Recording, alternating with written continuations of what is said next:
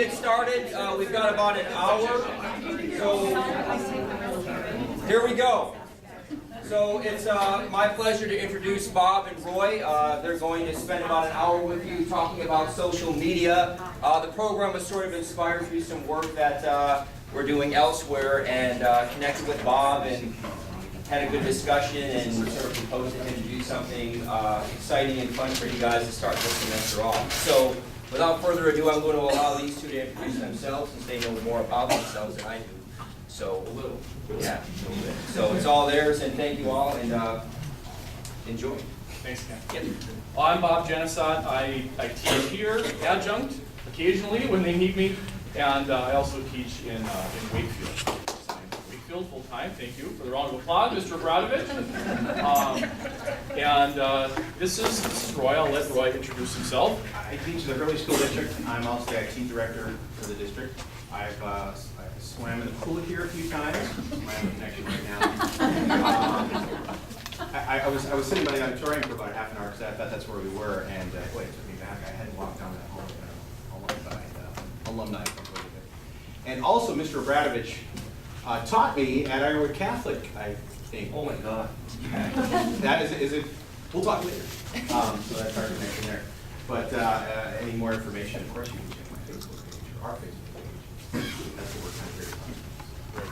And in the interest of full disclosure, I'm married to Roy's cousin. I always say he's like the brother I never wanted. So we're here today. I'm sorry. I was waiting for somebody to go. Yeah. We're here today to talk about social media specifically and how it impacts you as faculty members. And whether you think it does or not, it does, because it's the world that we're living in now. And what we've got for you today is a presentation. There's a lot of information. I always over-prepare. But this should be a very casual talk. I mean, this is for your informational purposes. If you have any questions that come up during this time, please don't hesitate to let us know. And we'll do our best to try to answer them. I mean, it's a very complex, changing, progressive field, and there's a lot to be learned, and there's a lot to gather, and really there's a lot that you can put in place even right now in your work as faculty. So we're hoping that we can keep the presentation fairly casual. So if at any point, I mean, we have a little bit of a structure built in here, but at any point you have a question, please raise your hand and ask it. We're casual. I mean, we are. That was my Halloween costume. I was an iPad. One of the thicker versions before they got rid of it. That was the iPad 2, I think. That's what I was looking for. and that's me in a duct tape holder. I teach science. What are you going to do? You know, duct tape. Can I ask a question? And danger. Can I ask a question? How many people here are on Facebook or Google Plus in your personal lives already? Just to kind of get an idea. Okay. What we're going to have today is just a general view of ways that social media is used, just a general overview, way it's used in higher ed.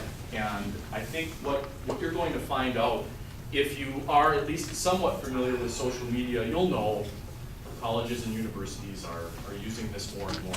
You may be surprised at what they're using it for and how much they're using it. And also maybe some things that you haven't thought about in terms of how you can use it in your careers to look up information, to connect with students, and to connect with other faculty members and with the educational community. If you do have questions that come up, and I know that I don't see a lot of computers here, but I do see a lot of phones. Who's got a phone on them? If you've got one of these, you can participate in social media. And you can certainly go to this site, this website, todaysmeet.com, and this is a back channel. And so if you have questions that come up that either you don't have time to ask, you don't want to ask, but you do want to ask, you just don't want to ask in front of the group, go to that site, and we've got this Today's Meet site up and running, and so you can ask questions, and we will get back to you sometime during the next hour or so. It's called the back channel where we can watch it here. We're 10. And you know, I want to point out, and I'll point this out a few times, we are not trying to pile more things onto what you have to do each day. Right. Okay?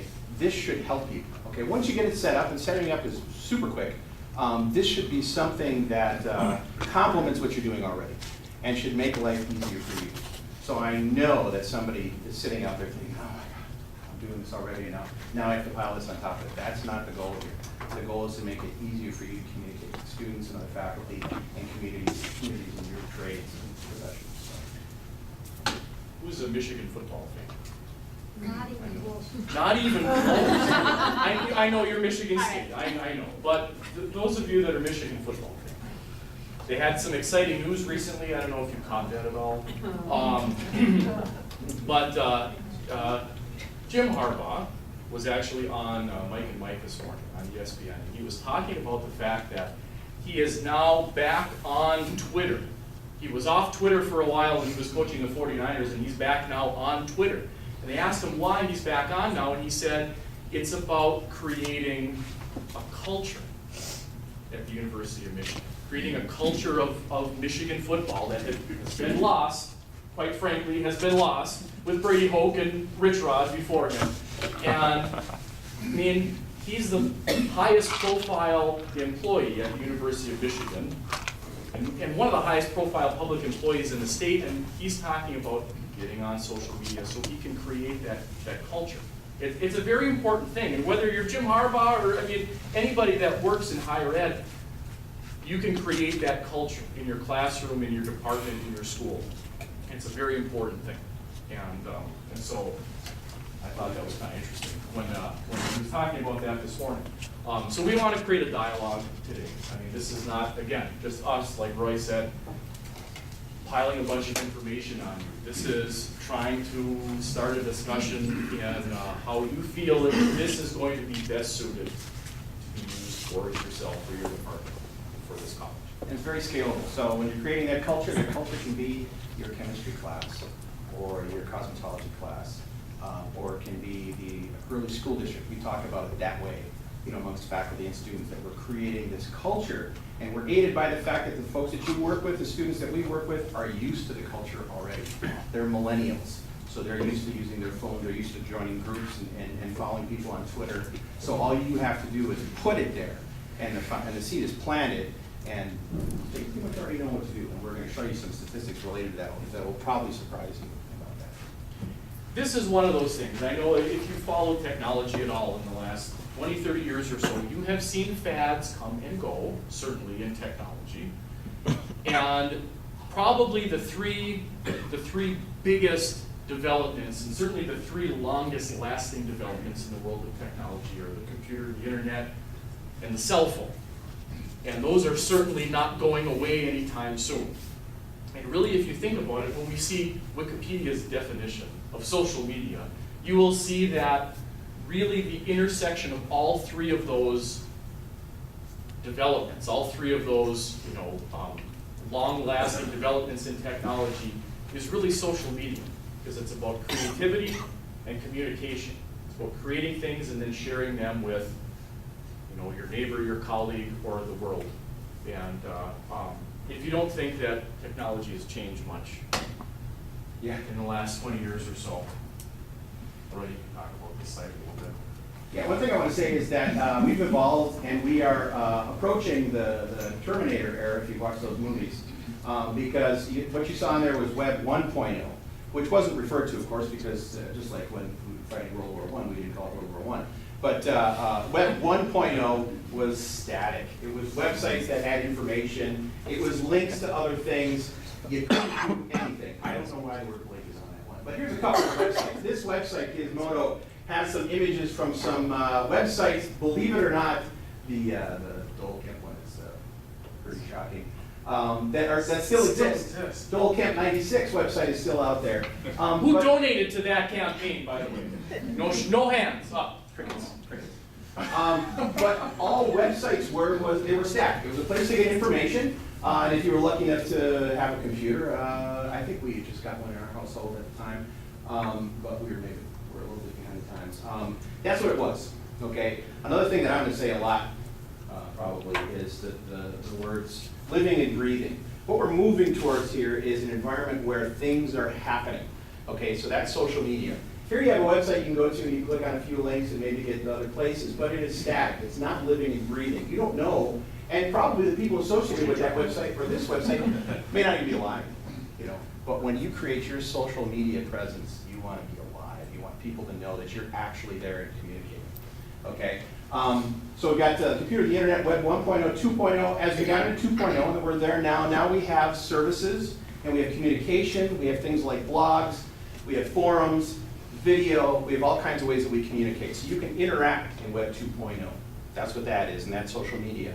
And we're really not trying to boggle anybody's mind because that kind of happens almost automatically when you start the social media part of this. 3.0 starts with cell phones, carrying the internet with you, connected to the internet all the time. If you've ever heard the expression Internet of Things, we're all going to get wired in, chips implanted, and all that kind of stuff. And you know, you're going to know whether or not your furnace shut off at home. You maybe do already. We can do that already. Or if there's an issue with your car, or the government can track you. Hunt you down. I saw that movie. That's where we're at. That's kind of where we're moving towards with Web 3.0 because it's in your pocket or under your skin or whatever. But we're trying to be a part of that. And the students that we have and other faculty, and we're going to show you later on that there's folks in older age groups than we would have thought that are already connected like this and they're already used to it. They expect it. So that's not a lie. That's the message.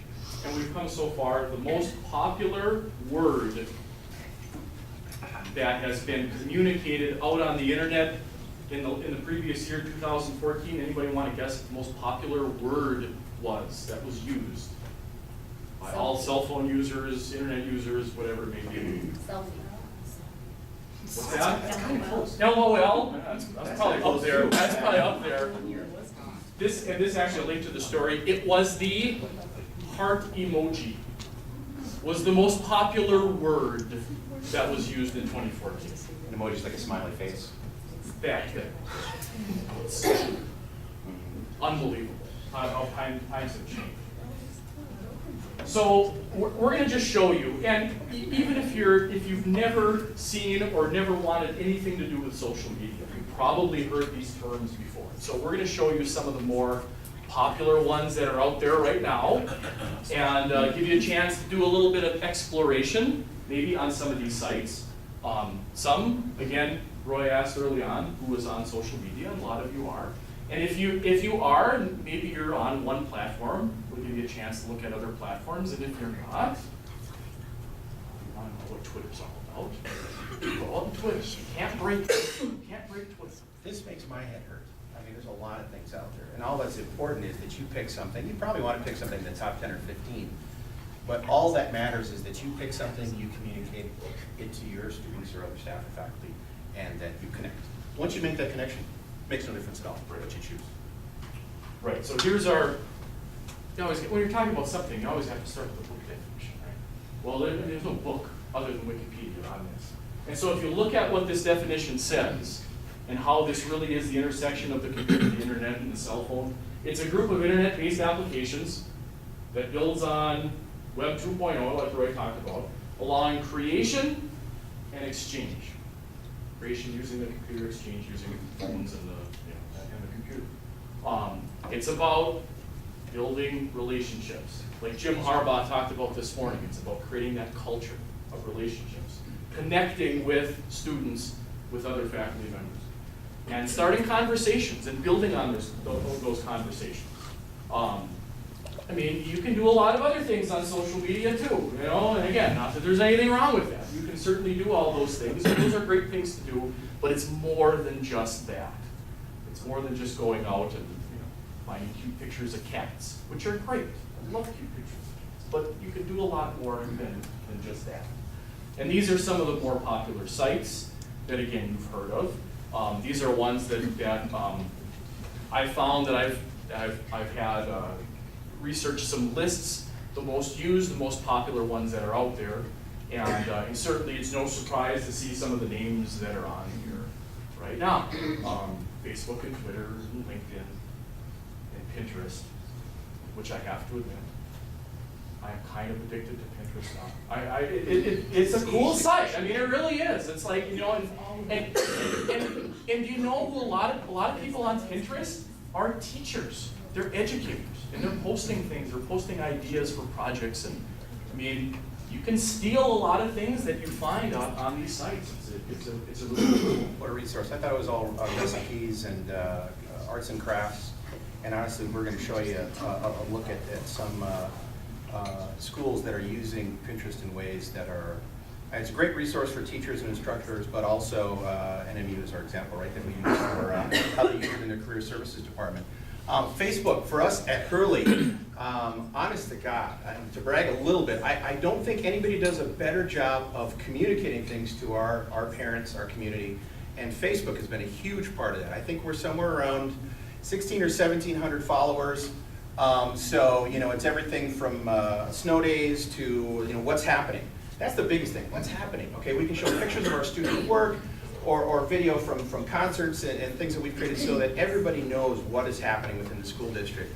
And it's been an important tool for us. We really realized that when we had a couple folks from DPI over there in Wisconsin that liked our page and follow our page.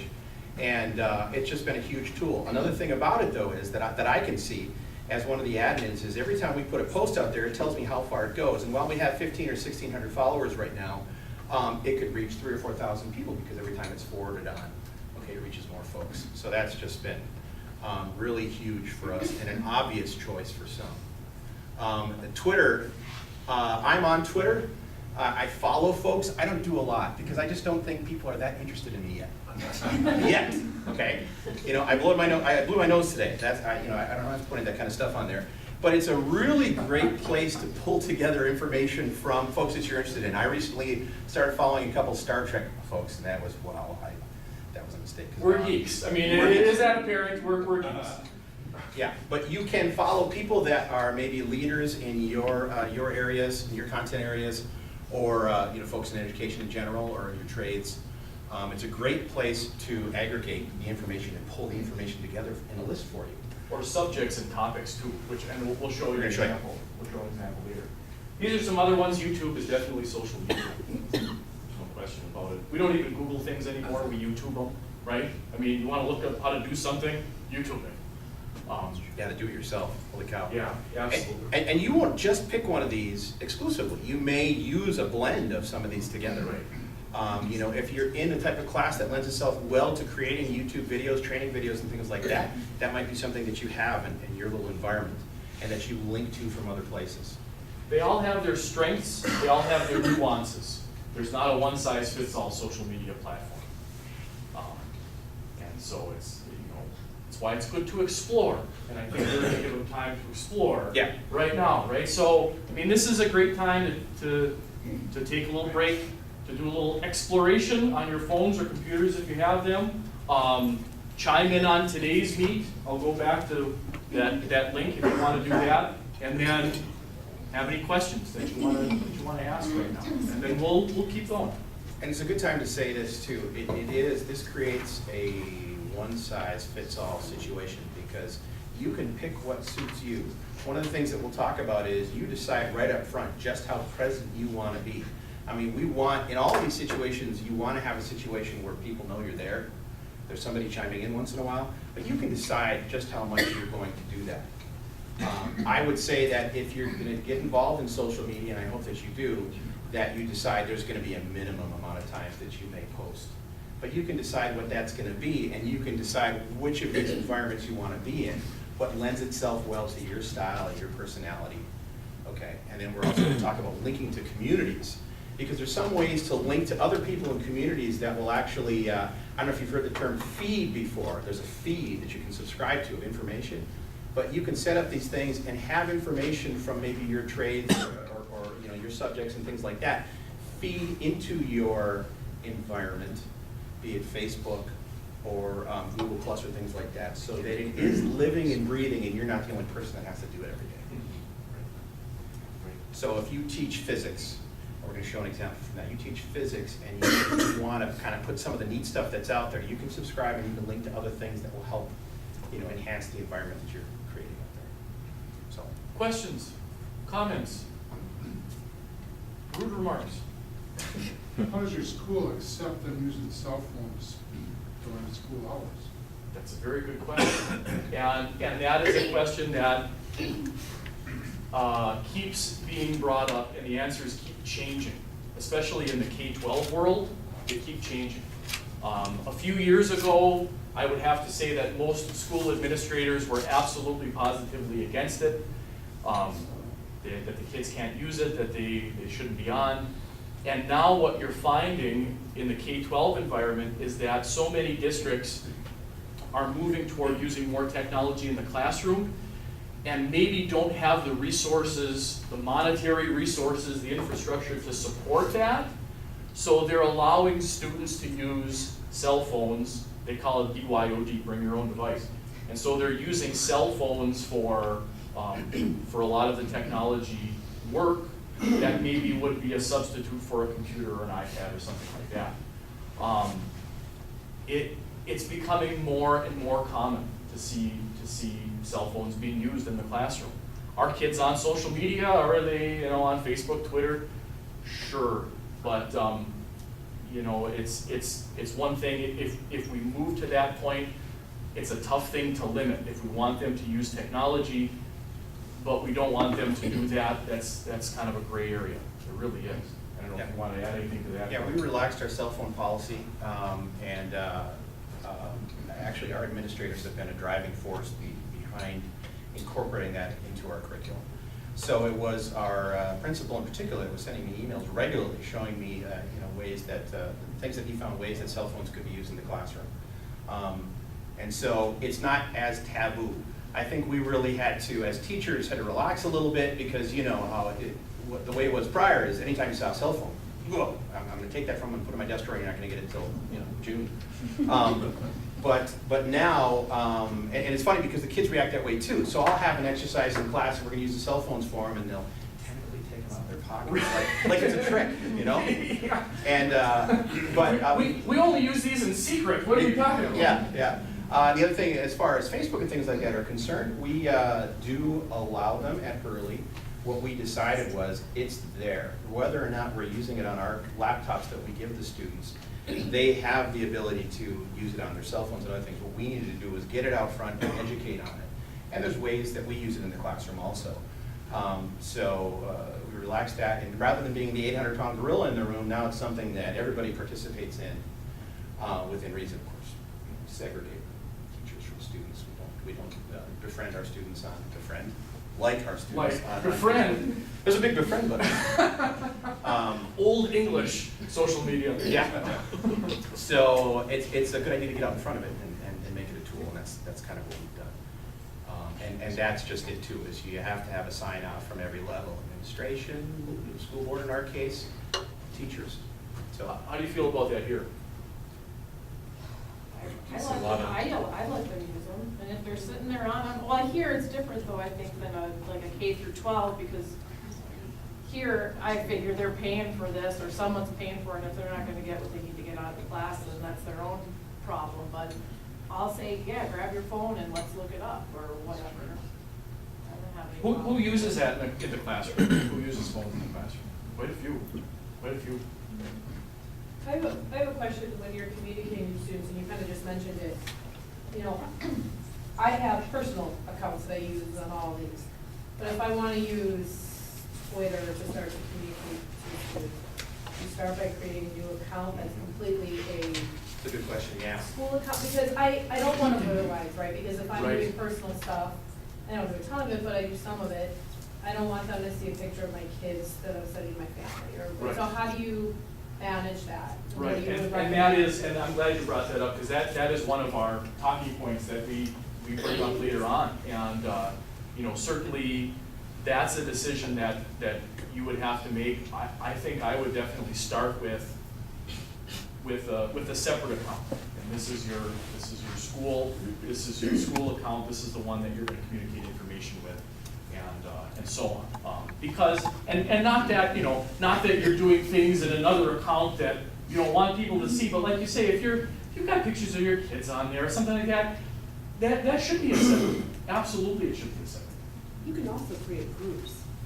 So I've used Facebook for my classes. You can just create groups, and Sure. Nobody has access to anybody else's anything except for in that room, what somebody posts in there, and you can make those as public or as private. Yep. It could be a closed group or. And so they can't, well, they'll see your profile picture and your name and anything you post within that space, they can't look on your page or see anything. Sure. On your, and you can't look on anybody else's either. So it's almost just like it's kind of like the classroom. They can't see what's in your house, in your classroom. Yeah, I mean, because So- I'll say I don't friend my students on Facebook, but it's everything on your page, but, Yeah. yeah, I mean, that's a But good if you idea. do If you like a group, then it's. Yeah, they have to definitely- request that they can be in the group, and then you have to approve that. Yeah, group or a page. With the understanding that and we say this later on, that there's no such thing as absolutely private.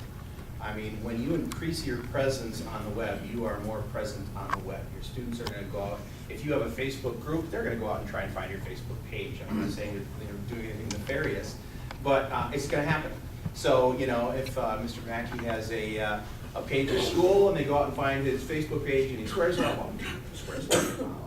We know more about just because you're more present online. This is going to do that. You're going to be more present online. So, and also there's other ways, as Bob says here, Google's plan for world domination. Some of these sites, including Google, really try to link things together. They want to link between, you create circles with other people and they want to link. There's, I'll visit YouTube and it'll always ask me, do you want to go there as Roy or do you want to go there as Haeger at Turley School District? You know, and would you like these two to be the same? No, I don't want them to be the same, stop asking me. But they constantly ask you. So you kind of have to be aware, but you are increasing your presence. The best route to go, I think, is to do a closed group or I'm not sure if you can do a closed page or not. I think you might be able to, but it's never truly closed, but it is separate. It is separate. So that's, we would say in any case, if you are participating in any of these, you want to start a nice, clean, fresh one for your class or your community. You know, I had an experience this weekend, and I don't use Facebook very often. I'm really dumb at Facebook. I have like 8 people, and they're all family members. But I had gotten a message on Facebook from my sister asking me for a recipe. So I went in, I typed in the recipe, and a couple hours later, I went on Facebook, and it was like, cool, 8 messages. Or 8 comments. 8 people must have liked my recipe. So I opened it up, and one was my 14-year-old daughter, Melissa, and she put, ha ha ha, mom's never heard of PM. And then the next one was my sister, ha ha ha, Kim Wanek, you don't know what PM is. And then the next one was my 14-year-old daughter again, ha ha ha, mom. I felt so stupid. It's like, what the heck is PM, private messaging?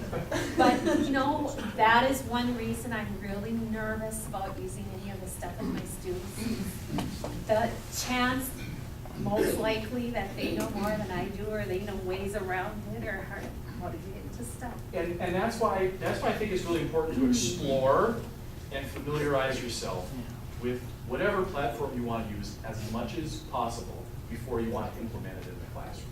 Absolutely. And only do what's comfortable. So Right. you may be more comfortable with the private group. I would have responded and said that you wanted the whole world to experience your recipe. I know what PM is. This is the greatest recipe ever. And, so, Recipes like this shouldn't be private. It's just so embarrassing, because, you know, here's a 14-year-old, ha ha, mom doesn't know what PM is. But everybody else is in there writing ha ha too. You got to get in front of it right away. Any other comments, questions? Yes, comment on, as far as separating your Facebook page and private from the professional. Yes, you can, like you said, you can do a group, but you can also do a separate page. And you can go into the privacy settings and kind of customize that. I have one on Facebook that it kind of piggybacks off of your personal account, but it's a lot easier for you to kind of maintain it that way. I considered making a group, but I felt the way that I put it together with the page, it's easier for other people to do also. So you can share that, you can share it with people that you want to share with, friends. I had Michigan Works contact me. They were trying to get a feel for certified welders in the area. So I went on there with their permission, and I put a quick message, and the last time I checked, there was like 1,200 people that viewed that. So there are ways that you can kind of make it easy for you and for people that are seeing. Sure. Yeah. And like you're kind of pointing out there, it's easy to build a community like that. Right. You create it, and people that have similar questions or are like-minded just are drawn to it right away because it's easy to search. And that's one of the huge benefits of creating that culture, social media. You've got an employer contacting you to look for your students, look for people that are going to be graduating from the program. That's a wonderful reason to use social media. And privacy settings are scary, but there are, just like anything else, a lot of people out there that will walk you through, be it a YouTube video or something like that, and tell you, hey, you want this to happen, these are the settings you need to change in Facebook, and updating them constantly, because people are fearful of changes, because Facebook has made some changes in the background that they might not have told us about. It's not near as bad as some of the rumors that you see. There's one right now out there that is telling everybody that you should go out there and you should post on Facebook that you do not give Facebook permission to, blah, blah, blah, blah, blah. That has no effect. It's nothing, that it doesn't do anything, but Facebook also didn't change their privacy settings. They're not suddenly going to take over your account. But it's a good idea to go into the privacy settings and set them the way you want them to be. The nice thing is when you're creating a group, it's not like, there are some settings that are assumed, and by that I mean if it's a closed group, it's closed settings. Okay, you're not suddenly opening a door to yourself by creating one of those closed groups.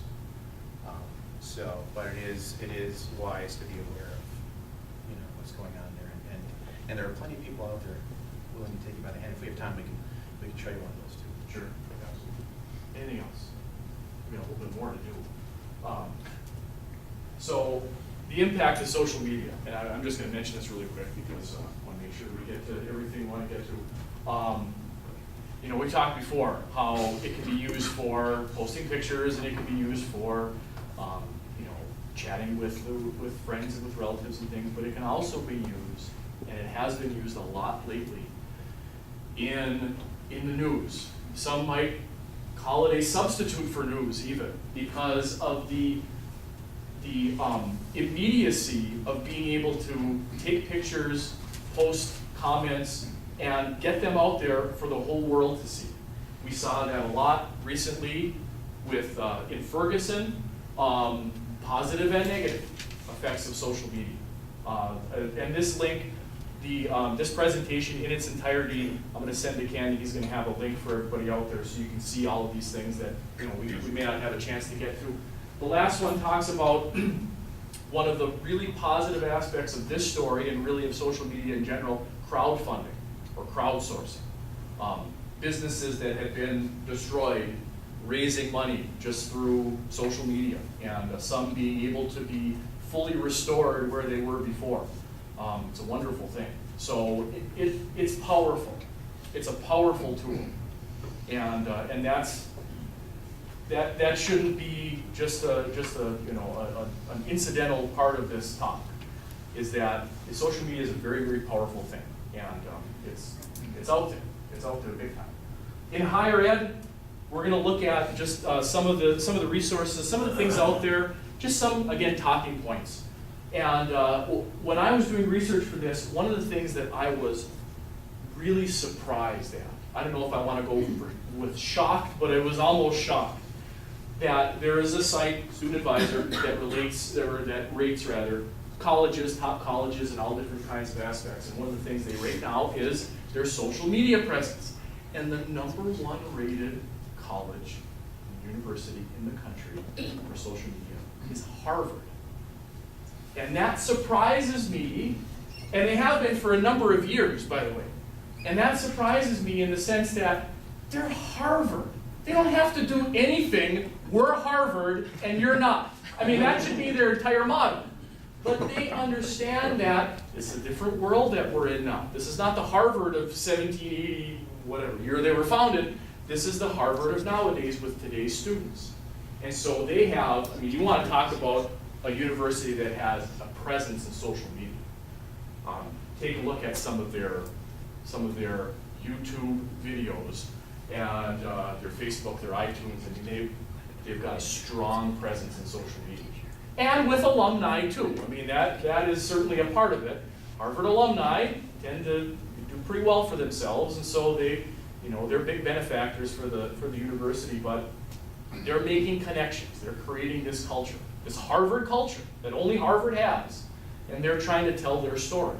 I thought that was really surprising. University of Michigan is actually one of the higher ones on there too. They just received an award for their department as far as one of the better social media universities. So, you know, the best are doing it. I mean, there's no reason why everyone should. And you want to make it as easy as possible when it comes to your classes for people to find you and to find things that are related to what you do. So, you know how browsers work today. Gone is the time where you have to go into a Google window and search, or you can type it in the top of the browser. You can type right in the URL bar, and you type Harvard, holy cow, you should go buy a sweater, because now you have everything that you need related to Harvard, or GCC, or your class. You want to lead students, the community, the faculty by the nose to your site as easily as possible. And as you see from that, you could literally type Harvard into your browser. And, it may change the color of your browser to Harvard colors. Absolutely. These are just some figures. I mean, this probably shouldn't come as a surprise that colleges are doing this. All colleges, universities, according to this research study, are using at least some form of social media to communicate with students and with the community. 90% Facebook page, 84% have Twitter. There are sites now. One of the sites is Hootsuite that makes it easy for colleges and really any business to be on multiple platforms. So you'll just post one thing and it'll go out to all these different platforms, because you don't know what people are using more. If they're using more Facebook, using more Twitter, whatever, you want to try to reach as many people as possible. The enrollment part of things, I've heard this said several times before, that if you're any employee for a college or a university, you're always in the recruiting field. It doesn't matter whether you're at admissions or whether you're a science teacher or whether you're, you know, whatever, you're always recruiting. And these sites, and if you had a chance to see, I like this site, UVisit, this was featured on CNN recently, you know, you want to tour a university, thinking about Vanderbilt or Yale or Harvard. Notice Harvard's the first one on there again. And you want to find out what they're all about. Well, you can click on the college and get a virtual tour of all these different places. And it's amazing. It's a culture. It's showcasing the college. Not to say that, you know, this is something that we should be doing here, but just to show you what's out there. There are plenty of two-year colleges, plenty of community and technical colleges on year two. It's a very, you know, again, using the tools that we have available.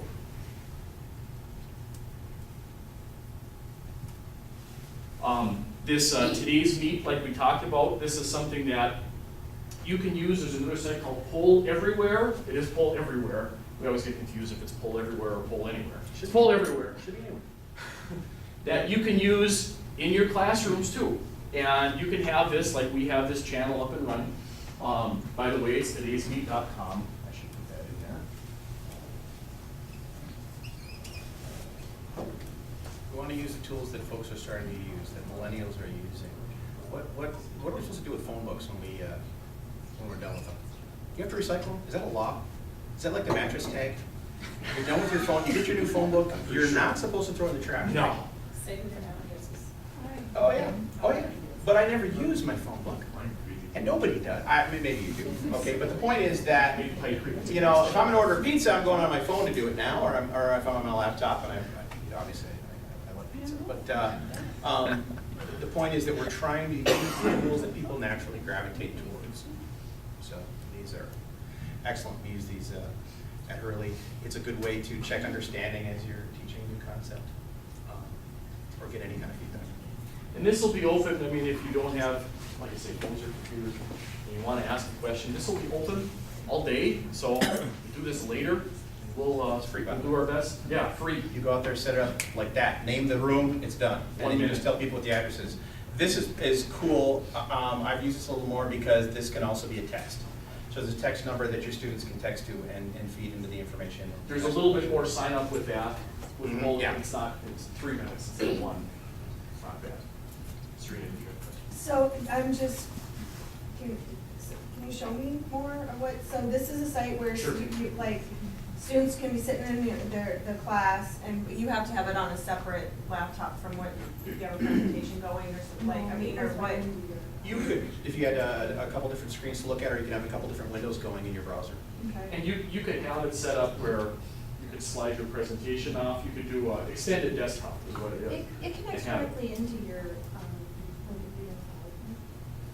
Have you used that Yeah. before? Yeah, Build well, everywhere? that's, I mean, do you have, what do you set, what, people are just asking, what is it? Do we have any, is anybody here asking questions or telling us that our moms were? Well, I'll show you I the mean, days. you don't, do you have to have anything preset other than the name of the class, or name of the room where they go to or whatever? What I did when I set this up, and this is the one that we have right now, so people are chiming in. But if you, if you want to just set one up from scratch, you can just write your own name in.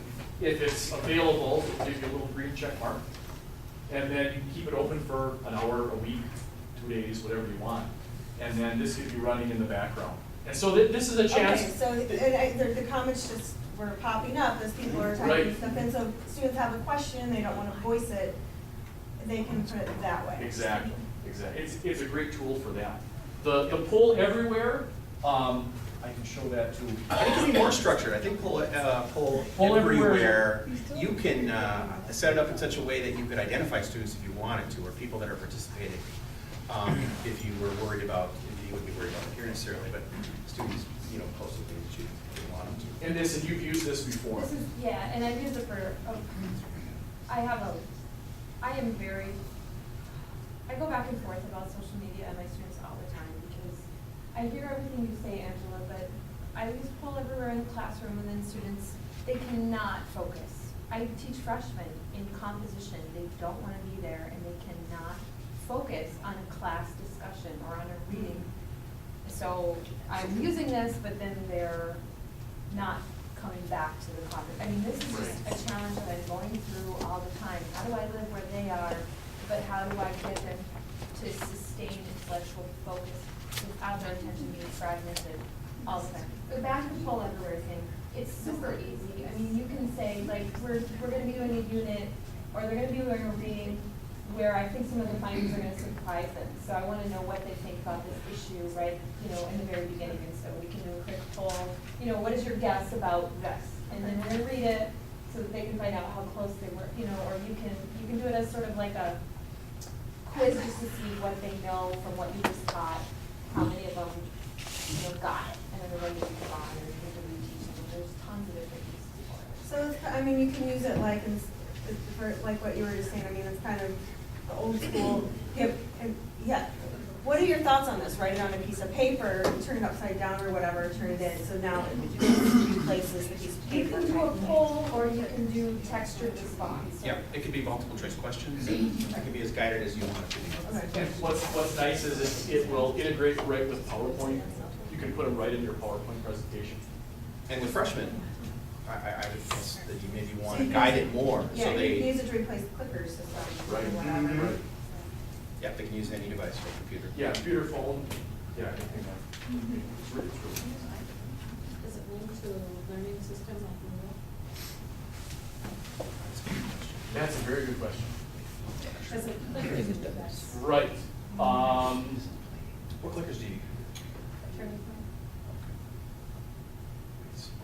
My guess is, That's all right. my guess is probably no, but I wouldn't swear to that. Yeah, because I know they've been around for a little while, and I think they've gotten a little bit better about integrating, for like assessment. But I do a little exploration on that, for sure. And we'll give you contact information. Look into it further.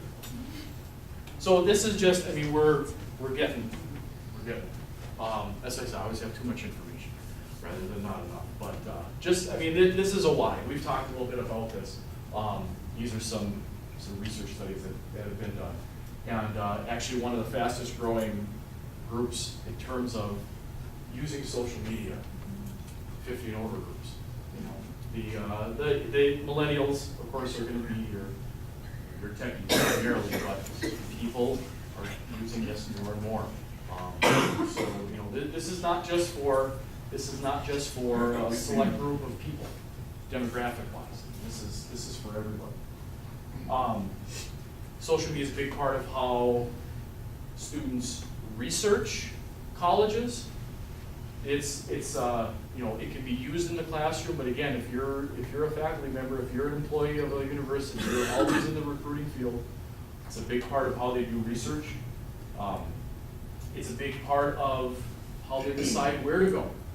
Again, 75% of this previous year's class used social media as a resource when deciding where to enroll. So having a presence out there, being able to make a connection with an instructor, with a department, is huge when they're trying to make decisions about where to go. Yeah, that's the key point. This isn't going to the school website and having a look at what the school website looks like. Or And they do that too. Sure. I mean, they absolutely do that. But they may track down instructors or linked types of resources related specifically to classes and areas that they want to take. And they want to see something happen. And so, yeah, I went on. I'm sorry. No, that's I okay. want to go back. I know. And it's not just with faculty as well. It's with current students. And so the way the current students think affects the way prospective students think. 'Cause that's, I mean, the research says that's who they want to interact with. They want to find out from current students, you know, hey, what's this place like? What's this place all about? And how easy is it to do? You look at your Facebook page and maybe you put your schooling in or where you work. Boy, you can just click on one of those blue links for go to community college. And you're suddenly presented with a list of students, faculty, just through Facebook. Very easy to send a message out to someone and say, hey, you're going to GCC. You know, what's that like? What's their physics program like? What's their ski area management program like? Just one click and one link. Okay, these are just, we've got about 10 minutes left. These are just some, again, talking points more than anything. And I want to show you a few examples. Roy and I want to show you a few examples of things to consider when you're going through this process. Do I start this? Do I continue with this? Do I expand this? What do I do? One of the big things to focus on is how are you going to present yourself online, in social media? The online presence, again, what's the organizational requirement? What are the laws? What are the rules? What are the limitations? What can you put out there? What should you put out there? We have Moodle as the online platform to get information out, to communicate with students. Could you go further than that? Should you go further than that? Again, these are questions that are good to start to think about. And how you present yourself, and Roy loves this term, and I do too, it's the living, breathing entity. I mean, it's easy to go out and find all kinds of information online, but can you find, I mean, it's easy to distinguish when you've got somebody that posts every once in a while, or somebody that is very engaged with this. And people are going to respond better to people that are more engaged in departments and faculty members that are more engaged with that. You feel kind of down about it. I don't know. I go to a Facebook page and like, oh man, I want to check out some Star Trek related. You know, and I go and they haven't posted since 2012. Well, geez, you know. It's like that Dole Kemp campaign. You know, I mean, it just. But that's why you have to decide how present you want to be, because you don't want to build something up there and have it look all exciting and then you're never there. So you know yourself, and you want to decide how much that you can do. Maybe you can't Twitter. I've decided to this point that I just, like I said, I don't have enough to be out there constantly in Twitter. But I have a Facebook page, not with my class, but I have other ways to communicate. I have a blog, I have things like that, because I know that I'll get out there at least every few days or once in a while and communicate. And if you think your subject doesn't lend itself well to maybe doing this, this is a guy by the name of Brian Cox. He's a professor at the University of Manchester in England. He is an astrophysicist. And he is one of the coolest guys you'll ever find on the internet. He's done some videos that I've shown in class. And he has created this persona. It's built around astrophysics. And he's a very popular, engaging guy. And I mean, he's one, even though he's a public figure, and a lot of public figures out on Facebook, you can't really do anything other than look at their page, and they don't. He's actually very active on Facebook. And you can friend request him if you want to. If you want to follow astrophysics. But I mean, not to say that you want to create something that you're not, just the opposite. You want to create who you are. and you know, be proud of that that individual that you are, and put that out there. You know, and there's ways to do it. There's absolutely ways to do it. These associations, like you talked about with the you know, employers trying to track down students. In departments, that's a very important thing, is trying to create these associations, build relationships, because your students eventually are going to be getting out into the real world. They're going to be getting out into the workforce. They're going to need jobs. A lot of the program people are going to, the programs that they're in are very specific jobs that they're looking for, and building those community partners that way is a great thing to do on social media. And So you can participate in it yourself, you can guide your students to the communities, you can link your Facebook page or whatever it is you decide to use to those communities so that students, or have a lesson in your class where you have students go out and search for these communities and maybe sign up for a couple of them so that they're out there and they're doing it. this is a site called LinkedIn. Anybody who's familiar with LinkedIn? I think a lot of you are, because I think a lot of you are on this. And this is a great way to again, link with other faculty members, to potential employers for your students, and things of that nature. This is also, I thought of this just today when I was doing this, is especially if you're, you know, if you're in a program, if you teach in a program area, how nice it would be to follow your students after they graduate.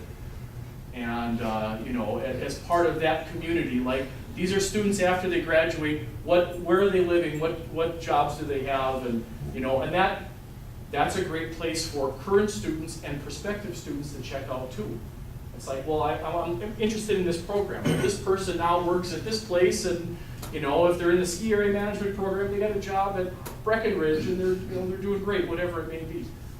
So that's another way that you can use this to start that community. Oh, glad you raised it. Yeah. So Okay, so we're going to just really quick take a look. I was searching for ski area management on Google+, and I was disappointed because I didn't find anything, but I thought that was a lesson in itself, because you can participate, you can be a member of a community, or you can be on the ground floor and you can create that community yourself. Because even though this social media stuff has been happening for years, we're still on the ground floor. Okay, there's still people creating categories and communities, and it could be that you know, one different word might find what I'm looking for. But looking for ski area management, I mean, the program here could start the community, and then you know, become a you know, nationally recognized resource just by doing this, if you wanted to. It isn't just being a member of one; you can start your own. And it looks to me as though that needs to happen. We've got a lot of communities surrounding different you know, locations, but nobody that's actually grabbed the bull by the horn and started a community that dealt with ski area management.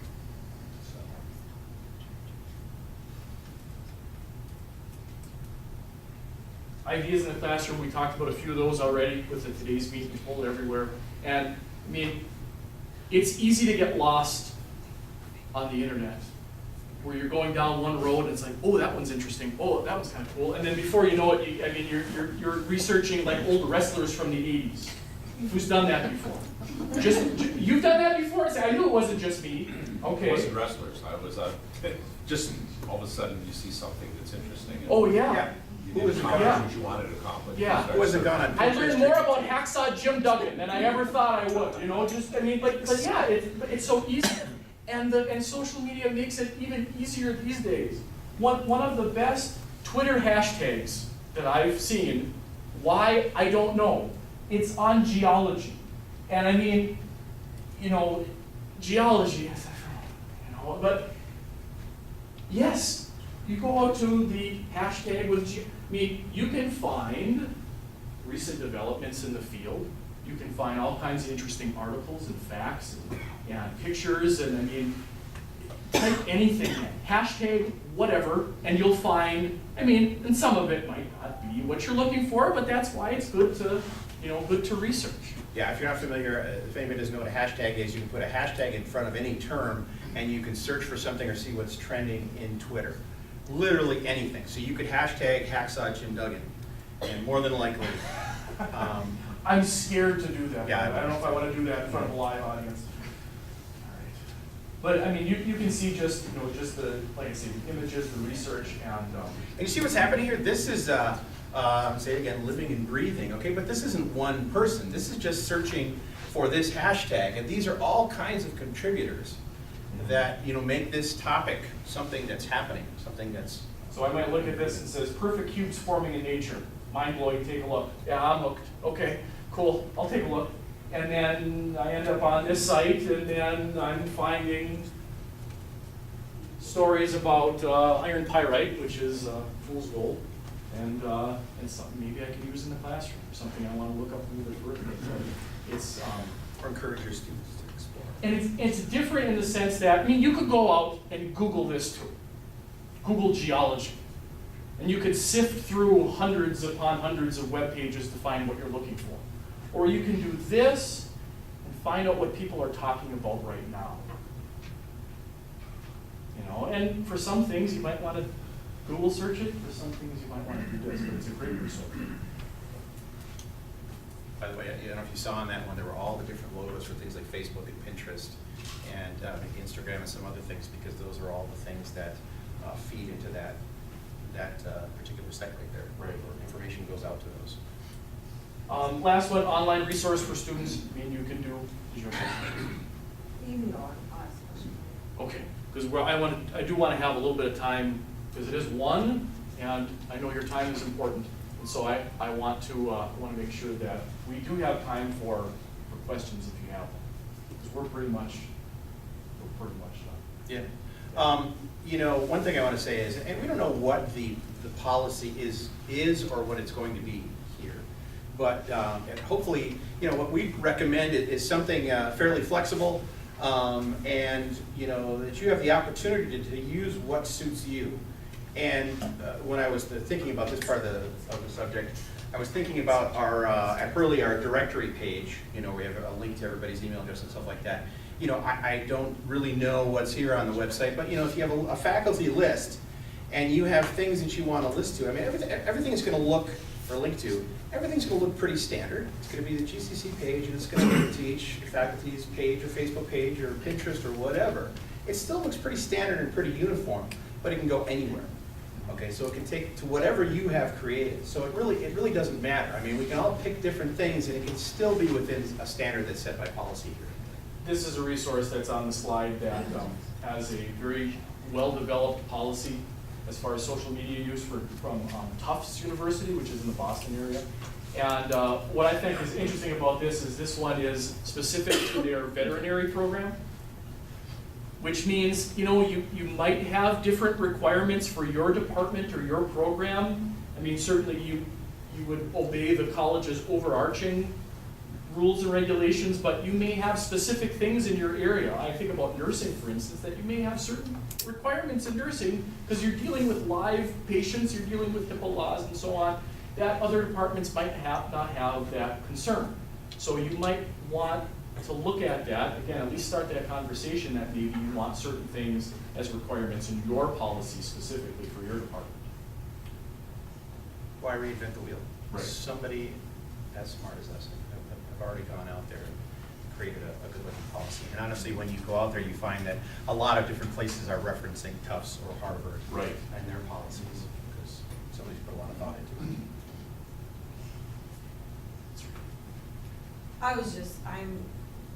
I'm clueless about Twitter. Been thinking about potentially venturing there, but I don't know if I want to. So the hashtag thing, like I said, you put it, do you have to be on Twitter where you do the hashtag, you're somewhere else, you hashtag, and it goes onto the Twitter page? You can hashtag in other social media sites like Facebook, Google+.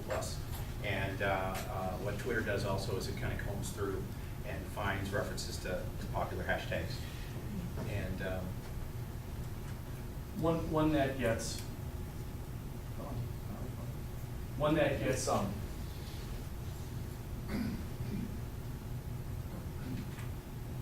referenced a lot in higher ed is the hashtag higher ed. So, I mean, you can, believe it or not. People joke around on Facebook and they'll create their own hashtag, but they don't know that they're really putting a reference out to that hashtag. Hashtag my life sucks. It's probably been done millions of times, and so it's probably trending somewhere. You don't have to look that one up because that one might be a bad one too. But higher ed actually there's quite a few really good resources. And again, you could go down the wormhole here too. You know, you start looking at something, ooh, that looks pretty cool, and you head in that direction. But this is mostly things about colleges and universities. Again, current research concerns of yours. And you don't have to be on Twitter to research things on Twitter. You know, right now I'm not signed in, and I can do this just fine. And what's nice is it's looking at everything these hashtags. So it could be hashtag music theory, it could be hashtag anything, and it's combing through all types of resources. And I'm not saying that Google doesn't do that, but Google is primarily steering you towards websites and maybe YouTube and things Google. But you never know what these folks are going to come up with. And it's a trending thing. And I didn't plan this, but this is full everywhere. So, they're talking about it on Twitter. 47 minutes ago. Also, you mentioned what Google Plus, how is that different? What is Google Plus? Google Plus is a community. It's a Google environment. It's it's much easier to group things into circles, they call them. So circles can be based on themes or something in industry or a subject. And you just you become a member. You click on it, you're in there signing with your Google ID. You do have to have a Google ID to use it. Yeah, I have that on my phone now, you know, it's on the phone and I have all that. And I'm scared to click on some of these things, I don't know what I'm gonna be required to do. Well, and that's why I said on there that you're on Google Plus whether you won't know it or not. So. I can't go there because I got the second factor authentication. Okay. So I don't keep my passwords away from myself, so I don't. Sure. You know, something else. Yeah. Can you allow me to? Or? I probably. I don't know I don't think I have anything on either one. But so it's a social media site? It it's is, not- yeah. And it's similar. We did this. You did one, okay, yeah. So, like if we clicked on snow, it looks similar to like Facebook.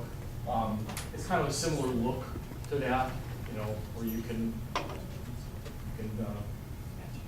It's follow, an open you know, community. Yeah, it like we say, the difference between like Facebook or Google Plus or they all have their nuances, they all have their things that they're good at, let's say, but the relative merits of one over another for something like Google Plus and Facebook is a little bit more well known. Yeah, It's a this bit more is easier to create a circle based on something specific. Facebook, you probably have to either create a page or a group, or plant little words, tags in your profile so that you show up in these kinds of circles. Whereas you can create a circle from scratch about poodles, and then have other people join that. This is an easier way this would be the way that I would jump off for that. Of course, you have to have an ID in both of them, so somebody would have to create an account, which is super easy.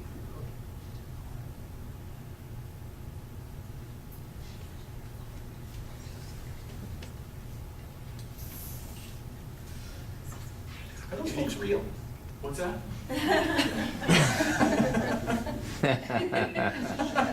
Not at all. I didn't think you could shoot pictures. Let's leave. Oh, They're real. And they're paying attention, right? Just another one. Do you have any questions? Okay. All right. That's our Houghton group, yeah. Okay. It's a lot. It's a lot of information, and we can certainly hang out. We'll give you our contact information because we're happy to give pointers. I would say just do it. You know, jump into it and give it a shot. We have a Facebook page out there for our business, and there's a couple of posts. But we just did it. The thing is, you don't have to fear anything. Certainly somebody could search for whatever it is you put out there, but odds are you can just put a Facebook page out there, give it a shot, try it out, look at the privacy settings, things like that, and nobody will know the difference, and you can delete it if you want to. Same with a Google Plus account or circles that you create in Google Plus. You know, you're not going to break anything. You're not going to get arrested, I hope. But you could, you know, just to try it out at least. And again, besides us, there are lots of resources in these different networks that you can find. People will show you the pitfalls, the pros and the cons of creating one of these. Any other questions? Just to kind of leave you with some things. Just some thoughts to let marinate. If you're on social media now, consider expanding it. Consider expanding your presence. Find out what's going to work for you.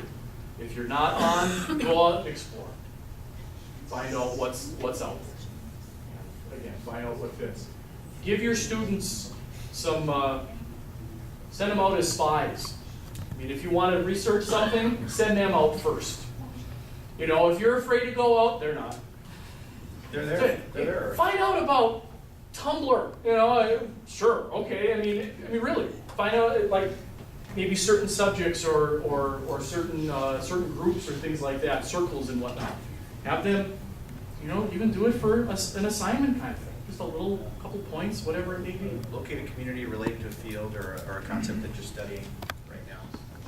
You will be more well informed if you go out and explore and have students go out and explore. So that's what we'll leave you with. It's out there. It's not going away, but it is up to you and your department and your college to decide what's going to be best for you. Any questions? Thank you. Thank you both.